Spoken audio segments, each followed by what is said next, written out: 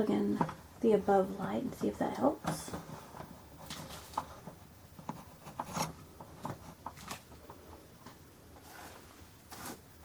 Okay, so this is a piece that we did.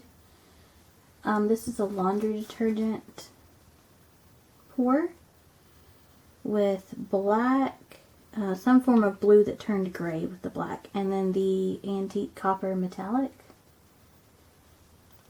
And it has some really cool ridges. It was a tree ring, I believe. But anyhow, with the colors that are in this, and there's a few spots where like cells came up that I wasn't too very happy with, from that bluish gray color. So I'm going to wipe it down like I do before I varnish pieces, but we're not going to varnish this one right now. I just want to make sure that it's clean. Okay. And we are going to do a mixed media piece. I had these really cool molds. This one is gears and such. And I took a hot glue gun on a previous video and I made this, and then we painted it. I also went back and made some of the tinier gears. I made some corner pieces, just some small gears connected. And then I had these nail art gears that are metal, that I got on Wish, that I had ordered so that we could embellish pieces with. And they're really tiny and metal. So I pretty much stuck with those colors, the bronze, the gold, the black, and a little bit of silver for painting all of my little pieces. I have my E6000 glue, but I was watching a video earlier. I'll definitely use the E6000 for some of the larger stuff, like this piece, because the back of it's not flat. So I'm going to need to kind of level it out to get it to sit correctly. But I was watching a video earlier on Mixed Media Girl's channel, on one of her Mixed Media Girl pieces. I think it was called Steampunk or something like that. And she was using, she didn't use the gloss varnish from Liquitex. She used a Liquitex pouring medium and varnish as her base to help hold things down, as like a glue. So I'm probably going to use that for some of the smaller pieces. That way it's not as visible. But for the large piece, I'm just going to use the E6000 glue because I do need it to fill in some gaps to make it kind of level. So before I place anything down, I'm just going to kind of decide where I want to put things. I know I want to cover up these bluish cells. Like that's a main goal of mine.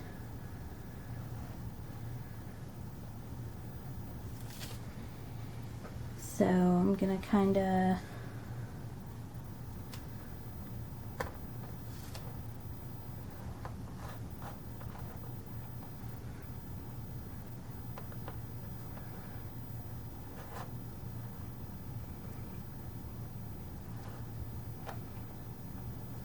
place some pieces out.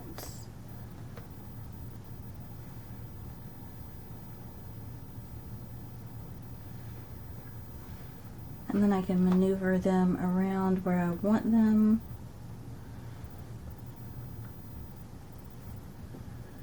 Some of these smaller pieces are also not level.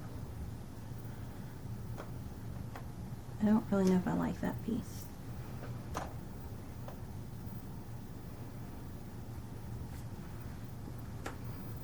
I'm just kind of placing them, and then I'll kind of decide as I go if I like the placement or not.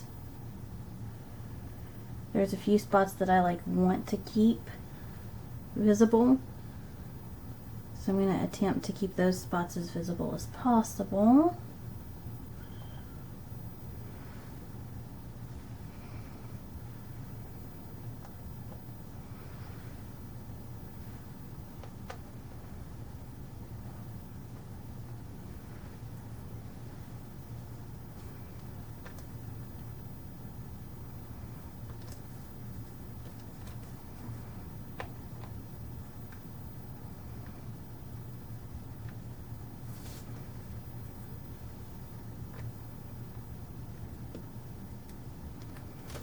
Let me put that one there and round it up and then kind of set that there like it's flying off.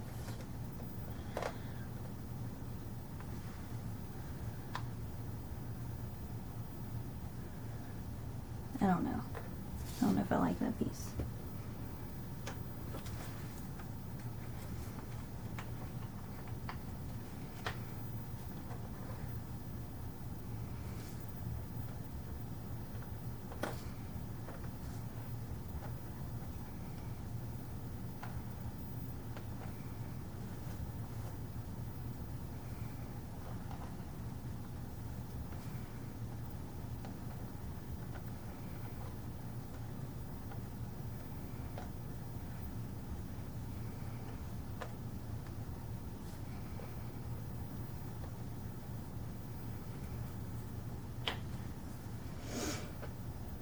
Okay, so I kind of like this. It doesn't look too busy, but it leaves room to where if I want to put like some words or something, and then I can always come back in with these pieces afterwards.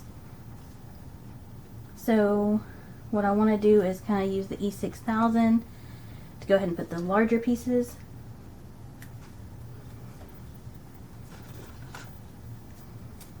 I'm going to get a couple sticks so that I can flatten it out, and I want to kind of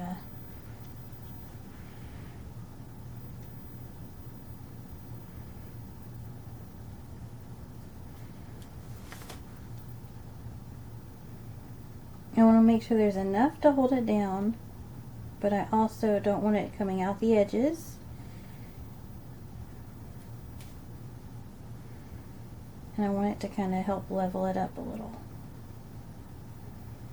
Any gaps that I may end up having, I have some gloss gel medium and modeling paste that I may end up using, and then painting it to kind of fill in the gaps. Something else on this larger piece here is I took some of the glow in the dark paint and I just did over top of just the gears. I'm going to lift it up so I can put some pressure on the back.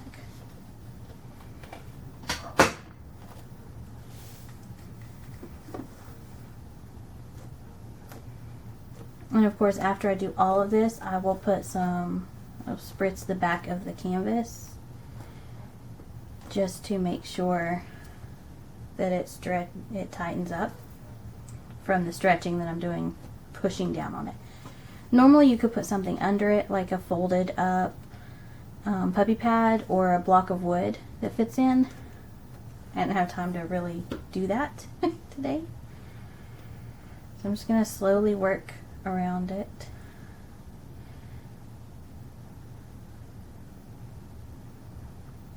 These aren't quite as level as I would like either,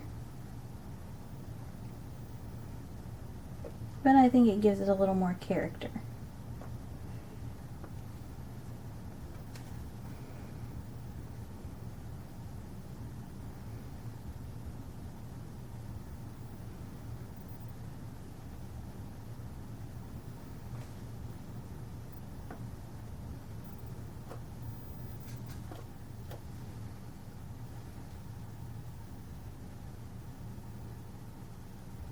This piece hasn't been varnished, and I'm still deciding if I want to varnish it my standard way or if I want to get resin and pour a nice thick coat of resin over it. I don't know though, because the thing about using the resin is I may lose some of the texture that I have with these sticking out so high. So I don't know. I'm still iffy on that. I'm still figuring it out, deciding what I want to do.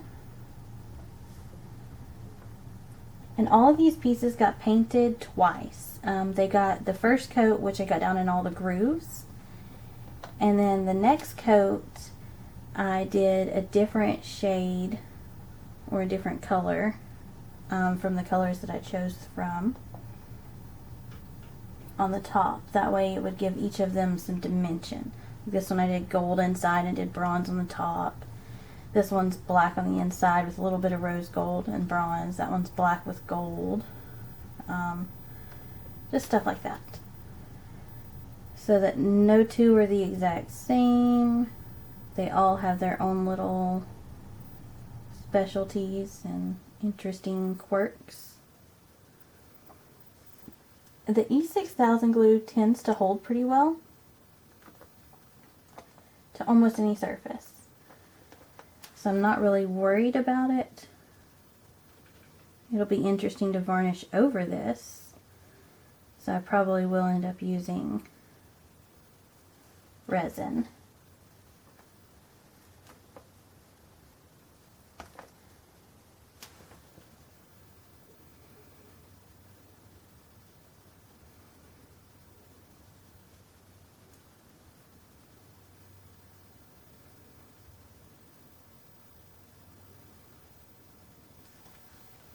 Okay.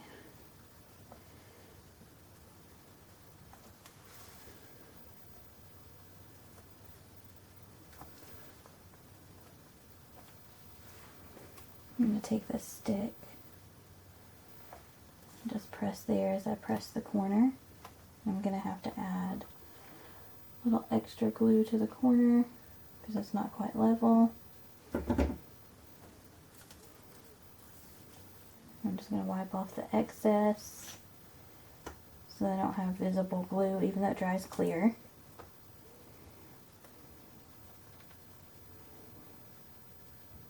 I have to hold this one down for a minute, then we'll do those up top.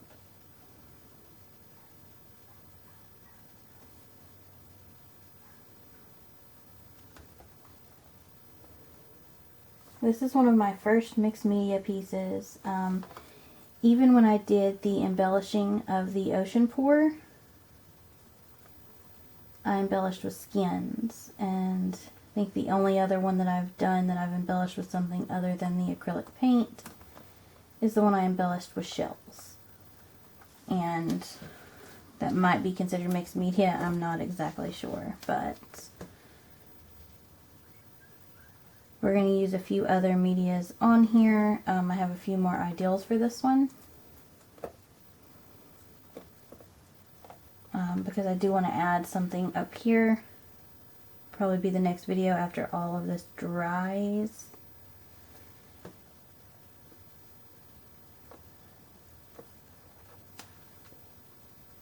Because I need to go through my word phrases and stickers and stamps and stuff and decide exactly what I want to use. But I didn't want this video to be too long, and I knew I couldn't do all of it in one video without it being like extra long. So what we'll do is once all of this dries, we will come back on another video, a part 2 if you will.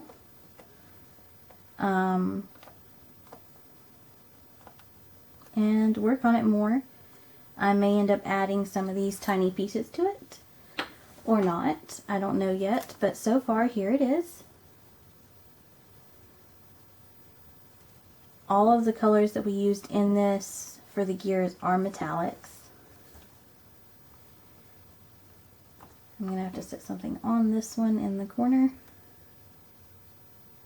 Okay, and we'll come back for part 2 when all of this is dry.